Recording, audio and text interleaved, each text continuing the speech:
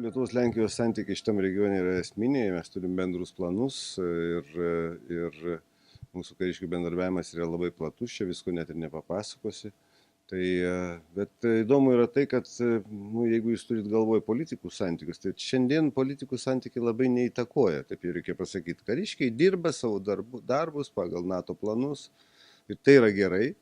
Bet aiškus reikalas, aš bent jau esu šalininkas tų, kad mūsų santykiai būtų kaip galima šiltesni. Lietuvos-Lenkijos santykiai ir politiniai yra labai svarbus. Bet dar kartą sakau, kariškių lygmenyje darbas vyksta, jie savo planus turi ir kartu beje kooperuojasi, kaip žinote, ne vien tik tai savo dvišaliai srity, bet ir trišaliai, ir kartu su Ukraina. Ir aišku, Lenkijos kontribucija šitam regione yra po Vokietijos pati didžiausia, čia nėra abejonių.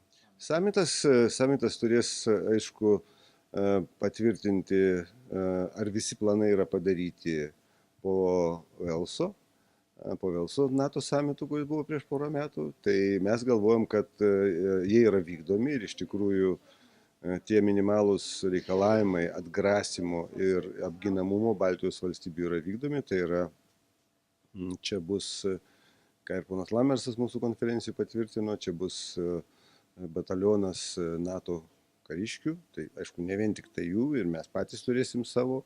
Lenkija, kiek aš žinau, šiek tiek daugiau net reikalauja, greičiausiai taip ir bus, nes tiek tai yra didesnė teritorija. Tas pats bus Latvijoje ir Estijoje, tai mes jau turėsim vien tik tai NATO pajėgų praktiškai diviziją šitam regione, kuris tikslas atgrasyti visų pirma.